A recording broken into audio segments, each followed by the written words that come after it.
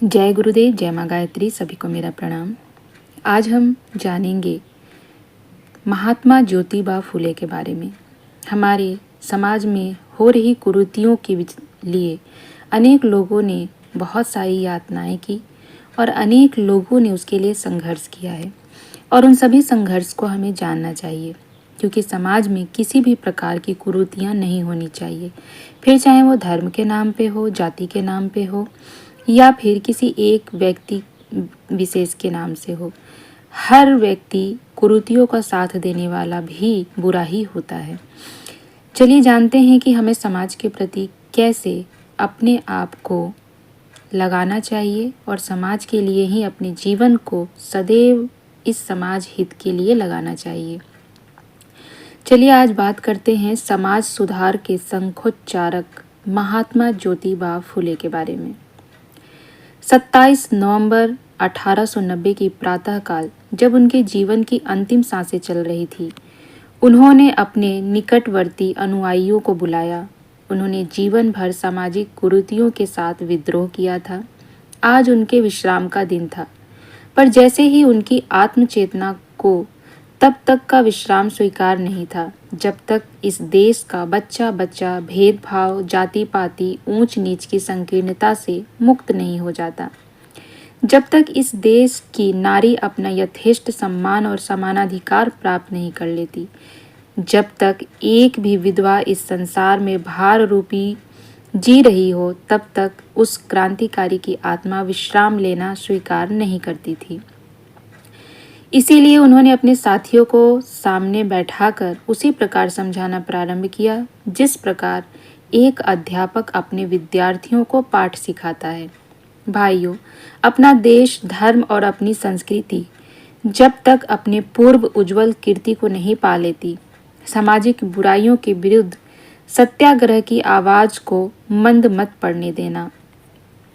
अपने भीतर यही दर्द छुपाए हुए वह इस संसार से विदा हो गए, पर मरते मरते वह समझा गए, मनुष्य के लिए समाज सेवा से बढ़कर कोई धर्म नहीं, उससे अच्छी कोई ईश्वर उपासना नहीं। जो अपने समाज को ऊंचा उठाने में अपनी योग्यताओं, शक्ति, सुख और सुविधाओं का बलिदान कर सकता है, वही सच्चा ईश्वर भक्त और लोकनायक है। दुनिया उसे चाहे बुरा कहे या विरोध करे, वह सब निरर्थक है। समाज के प्रति इतना प्रेम बरतने वाले यह महात्मा महाराष्ट्र में सामाजिक सुधार के आदि प्रवर्तक और पिता माने जाते हैं। उनकी सेवाओं के लिए न केवल महाराष्ट्र वरन सारा देश ही चिरकाल तक अनुग्रहित रहेगा। उनका नाम था महात्मा ज्योतिबा फुले। ज्योतिबा का जन्म 1827 में पूना में एक माली परिवार में हुआ था। वह सबसे पहले भारतीय थे जिन्होंने इस देश में समाज सुधार और पद दलितों के उत्थान का अभियान ही नहीं चलाया, बल्कि धर्म और संस्कृति के सत्य स्वरूप की शोध के लिए भी एक महान परंपरा का श्री गणेश किया।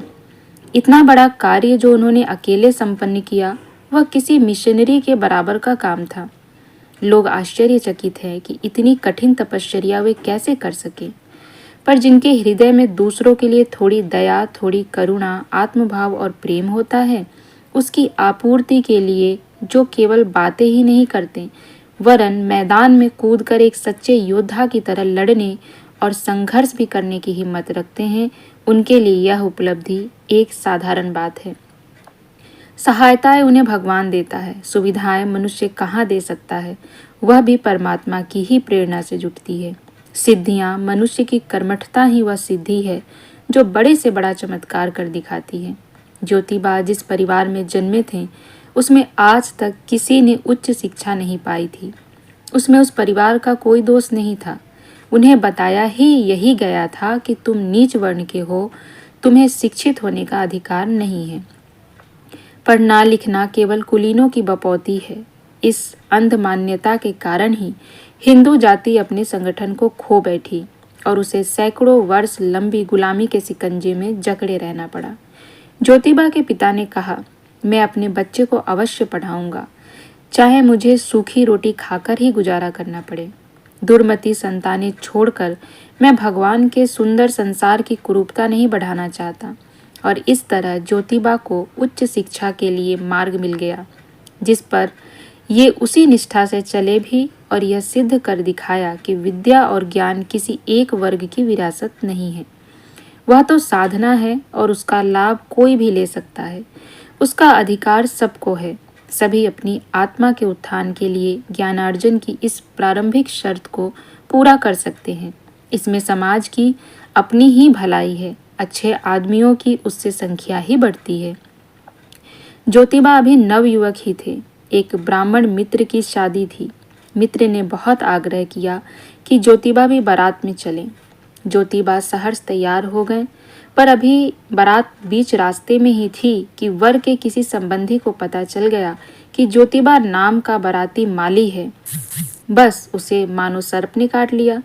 पहले तो उसने जी भरकर अछूतों को बुरा भला कहा और फिर ज्योतिबा को बारात से चुपचाप लौट जाने की चेतावनी दी।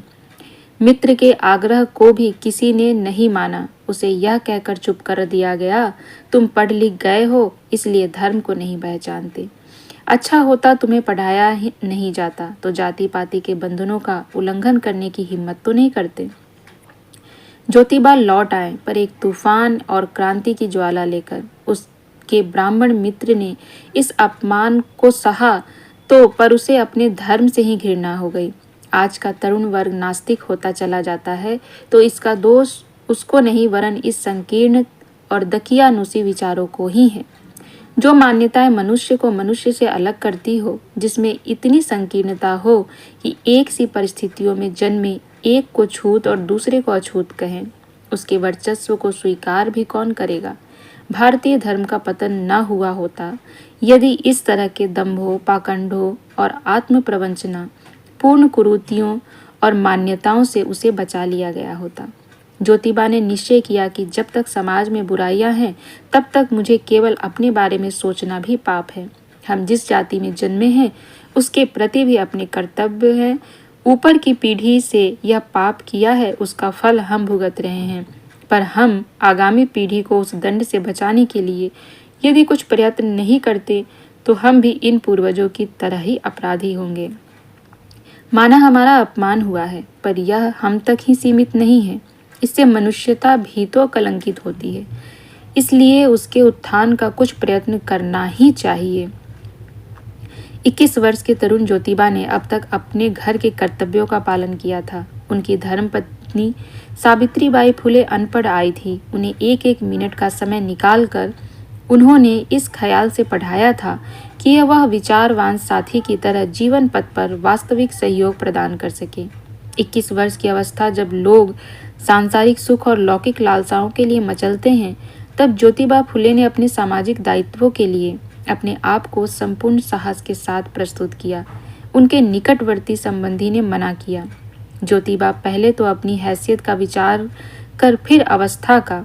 सेवा करनी ही है तो उसके लिए भी एक अवस्था होती है। तेरी सुनेगा कौन, तेरी मानेगा कौन। पर रत्ती भर निराश हुए बिना ज्योतिबा ने उत्तर दिया, काका जी, नेपोलियन 23 साल की आयु में ब्रिगेडियर बना था। इतनी ही अवस्था होगी कि शिवाजी ने कई किले मुगलों से छीन लिए थे। संत ज्ञानेश्वर की अवस्था ही क्या थी जब उन्होंने ज्ञानेश्वरी टीका रचकर तैयार कर दी थी। यही अवस्था काम की है काका। अभी जिस कार्य की आवश्यकता है उसके लिए आयु की प्रतीक्षा करने का अर्थ है हम उसे करना नहीं चाहते, या हमारी सिद्धांतवादिता केवल औरों को दिखाने के लिए है।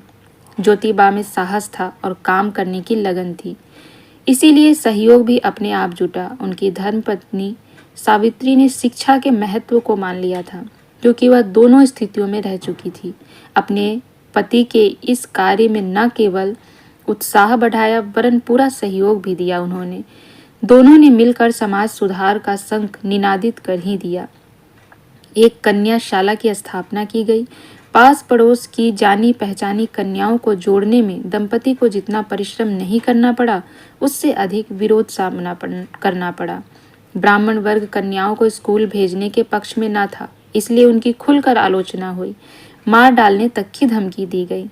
पर ज्योतिबा ने कहा, नेक रास्ते पर पाई हुई मृत्यु से मुझे संतोष होगा। वे अपने रास्ते डटे रहे।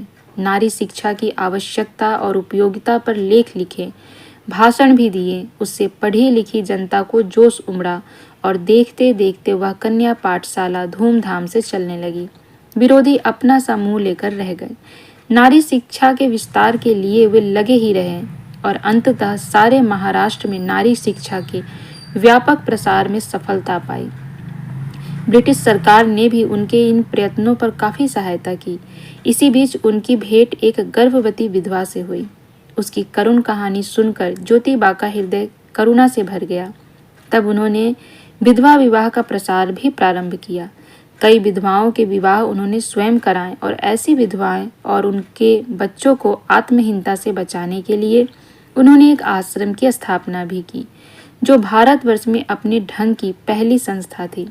विधवा विवाह के लिए उन्होंने कई बार अपमानित भी होना पड़ा, पर इस पर उन्होंने दकियानुसी समाज को करारी लताड़ देते हुए कहा, स्वयं तो कई विवाह करे और स्त्री को सती बनाकर रखना चाहें, यह कहाँ का न्याय है।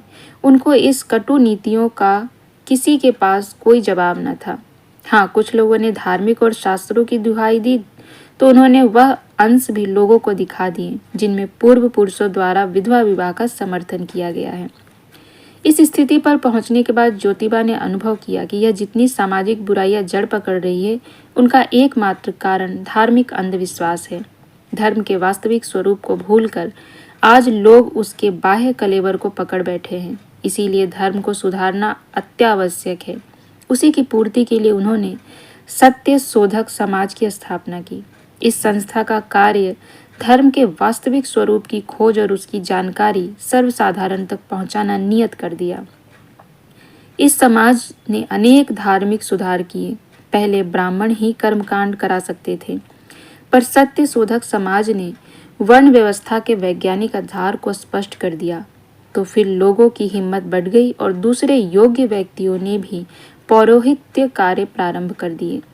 उन्होंने ईश्वर उपासना के लिए मध्यस्थ की अपेक्षा को भी फटकारा और उपासना और ईश्वर भक्ति को भी पुरुषार्थ बताकर लोगों में उसके लिए आंतरिक प्रेरणाएं जागृत की। यह समाज भारतवर्ष में धार्मिक रूढ़िवादितों का पर्दाफाश करने वाली पहली संस्था थी। उसके माध्यम से ज्योतिबा ने समाज को एक नया प्रकाश दिया और इस तरह हिंदू धर्म का ज्ञान शिक्षितों में भी जीवित बना रह सका। यदि यह अंकुर बने न रहे होते तो कौन जाने आज भारतवर्ष पूरी तरह नास्तिक हो गया होता। इस तरह ज्योतिबा ने अपना सारा जीवन ही धर्म और समाज की सेवा में खपाकर उसे एक नई ज्योति दी। भारतीय संस्कृति को नव जीवन प्रदान करने के लिए आज अनेकों तरुण ज्योतिबाओं की आवश्यकता है। उनका जीवन दर्शन किसी में ऐसी कसक पैदा कर सके जो यह मानेंगे कि अभी लोगों के हृदय में अपने महापुरुषों का मान और आदर जीवित है। आजकल लोगों ने किसी एक पक्ष को पकड़कर उसे यूं ही जीने में लगा रहे हैं, परंतु यहाँ जरूरत है तो हमें वास्तविक अर्थ समझने की कि जिन महापुरुषों ने अपना बलिदान इस समाज के लिए दिया, उनका मूल उद्देश्य क्या था। सबसे पहला उद्देश्य था उनका अपने देश की रक्षा करना, उसके बाद अपने धर्म की रक्षा करना।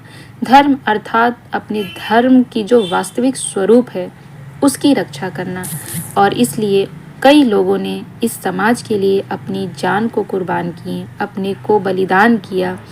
यूँ कह सकते हैं कि इस देश के लिए खुद को शहीद किया। तो हमें उनके उन वास्तविक त्याग को समझना होगा और उनके वास्तविक उद्देश्य को समझना होगा। तभी हम उनके जैसा बन पाएंगे और उनकी तरह हम समाज सुधारक बन पाएंगे और समाज के लिए कार्य भी कर पाएंगे। यूं ही किसी की मिथ्या बातों में मत फंसिए। जिस व्यक्ति को आप अपना आदर्श मानते हैं उसके वास्तविक उद्देश्य को समझकर उस उद्देश्य के ऊपर अपने जीवन को चलाने का प्रयास करना ही उस व्यक्ति के लिए सबसे बड़ा श्रद्धा और सम्मान होगा। इसीलिए अपने विचारों को बदलिए और सोचिए समझिए कि आपको ज्योतिबा फुले जी के इस त्याग को किस प्रकार से उपयोग करना है। क्या फिर से आप वही समाज तो नहीं दोहरा रहे हैं जो समाज बदलने के लिए ज्योतिबा ने अपना त्याग दिया, अपना जीवन लगाया। क्या आप उनके उस त्याग को व्यर्थ गवा रहे हैं या उसको सार्थक बनाना चाहते हैं। दोनों में आपका निर्णय सर्वमान्य है। इसीलिए आप ध्यानपूर्वक सोचिए, समझिए कि आप क्या कर रहे हैं और आपको क्या करना चाहिए, तभी आपसे वास्तविक कार्य हो पाएगा। जय गुरुदेव, जय माँ गायत्री, सभी को मेरा प्रणाम।